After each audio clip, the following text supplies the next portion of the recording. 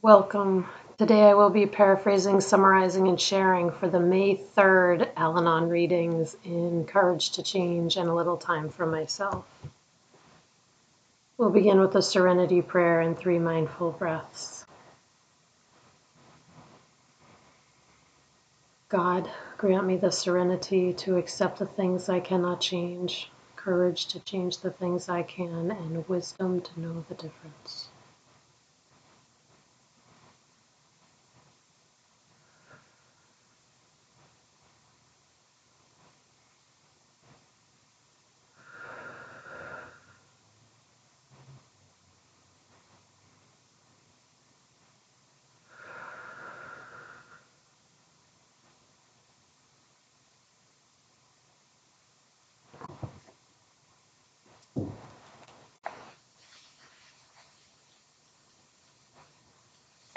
I will take a moment and look this over.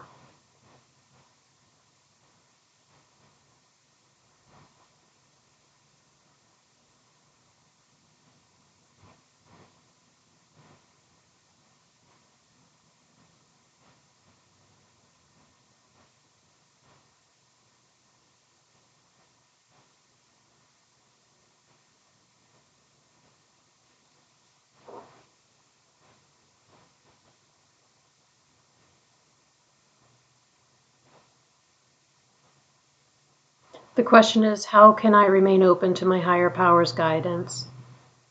The passage begins with a person saying that although they had times in their life where they were willing to pray,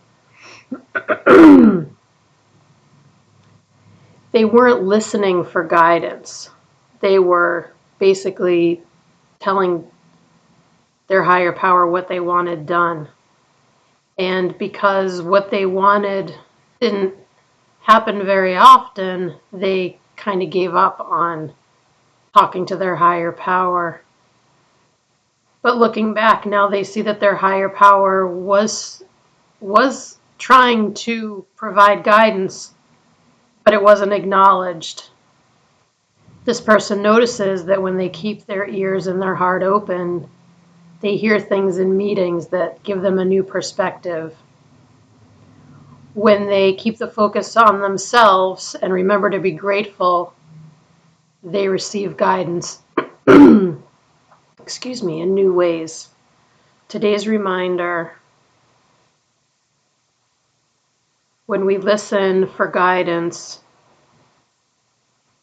we improve our communication with our higher power. And the quote is from Al-Anon, A Day at a Time. We have to be willing to work at communicating with our higher power. So how can I remain open to my higher power's guidance? I think by being still, quiet, calm, by really listening to people that I trust, listening to people who share at meetings, listening to people that I see in my daily life that I have a relationship with. Because I think that my higher power's guidance comes in many forms. And there's it's like a little voice. It's like a little something that you probably hear, I hear, and it's so easy to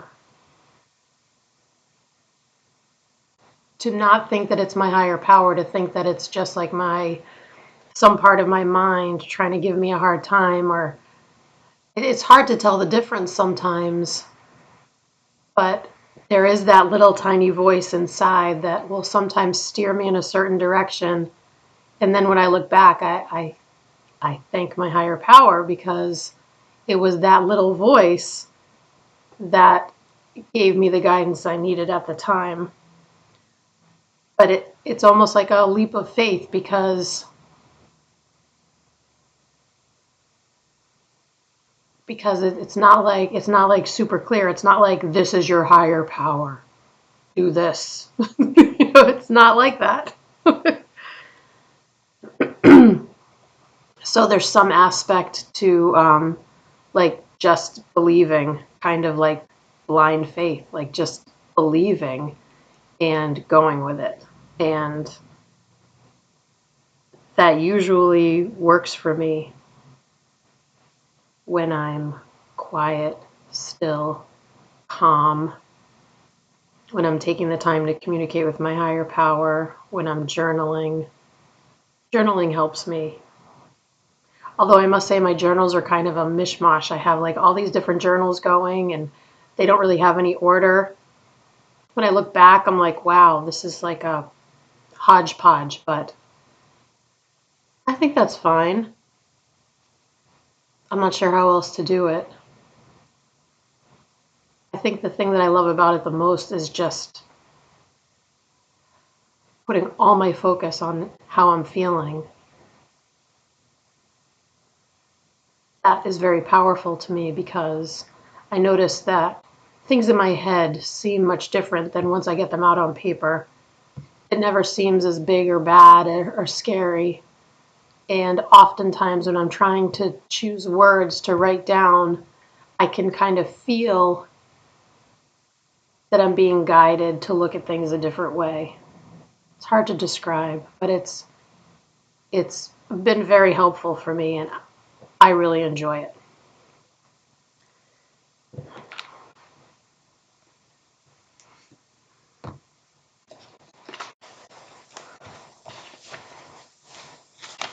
All right, I'm going to take a moment and look this over.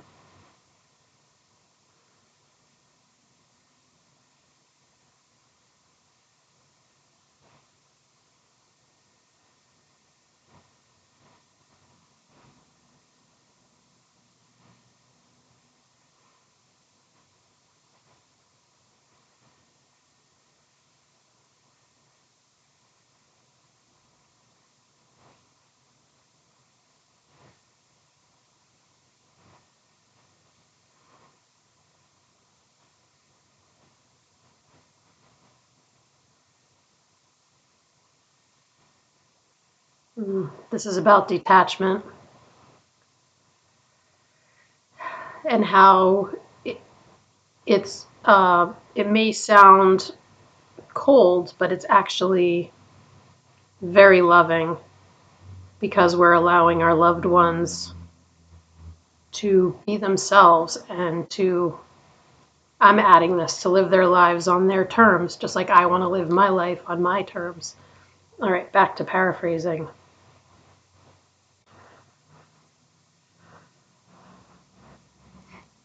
That we do people a disservice by intervening to protect them. And there's a quote from Mark Twain. I will paraphrase that as well. But it's basically learning. I won't paraphrase. All right. It's a quote from Mark Twain. A man who carries a cat by the tail learns something he can learn in no other way. I get that. Even though it's painful to watch people go down a road that we think is wrong,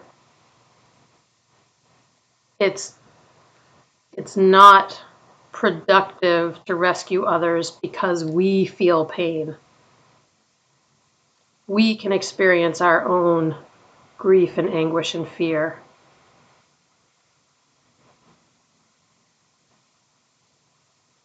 And we need to let others feel those same things because of the gifts that those feelings can bring. And my what I'm thinking is that it leads us to growth. It leads us to understanding ourselves better and making changes in our lives that are necessary. Today's reminder, it's more loving to let people experience the natural consequences of their actions, even though it's scary for us to watch. It means we're putting love first in our lives. The quote is from In All Our Affairs. We keep our hands off and turn our heart on. Way easier said than done. But as I've said many, many times, detachment for me, very difficult. Detachment with love, very doable. It's all about that love part. Just as it says at the end, turn our hearts on and keep our hands off. When I think about how difficult it is to watch someone do something that I think is going to be painful for them, I think about all the times in my life when I was doing something that people thought was wrong. Mostly I'm thinking about my father and my brother would, communicate with me that they were very concerned about my choices. And yes, multiple times in my life they have both communicated with me that they're concerned about my choices and that they think that disasters will occur. But what happened in all of those situations is I had to make my own decisions, live my life, and deal with whatever consequences there were. And that goes for most everybody, I think. I mean, I don't feel like I learn if someone gives me the answers. I have to figure it out for myself. And I think that's just, like I've even said it to people, learn from my mistake. Don't make this mistake. I've already made it for you. You don't have to do this. But I can't control if they make the mistake or not. I can tell them about my experience, and then they have to do what they think is right for them. And that's all there is to it. And that I can usually be fine with that as long as I have acted in a loving and compassionate, kind and gentle way. The person who I've exercised this the most with is my son. And I think it's had pretty freaking amazing results because like we have a very good relationship, very strong relationship. We both respect each other, love each other very much, and like we both let each other we let each other live our lives, and it's like we're not going anywhere.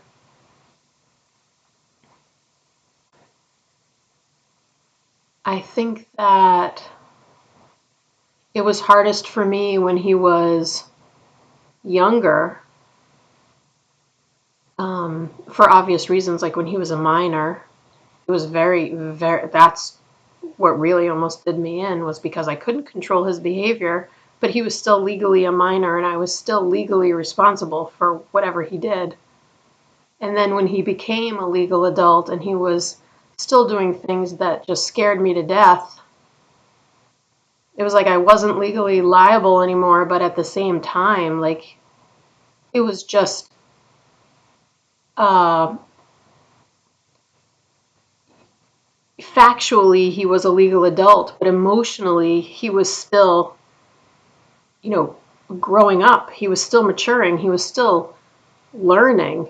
I mean, he still is. He's going to be 30 in June. And gosh, when I think about my life at 30, there's still so much I was learning. I'm still learning now, and I'm 56. I'm still learning so much every day. So much. And as I say all the time, there's so much I don't know. It's just it's just crazy like how little I know. It's so humbling.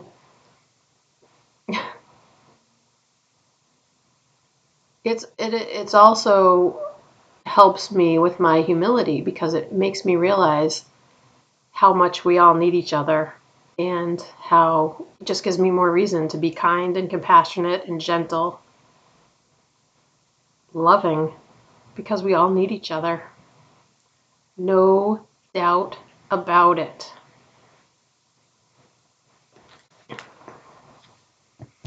We'll close out with the Serenity Prayer and 3 mindful breaths. Here we go. God, grant me the serenity to accept the things I cannot change, courage to change the things I can, and wisdom to know the difference.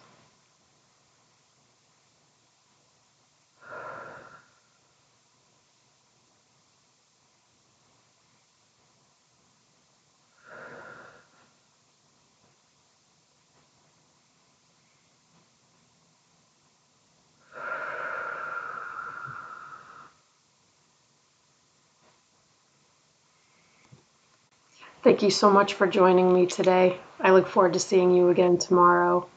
Sending you love. Take care.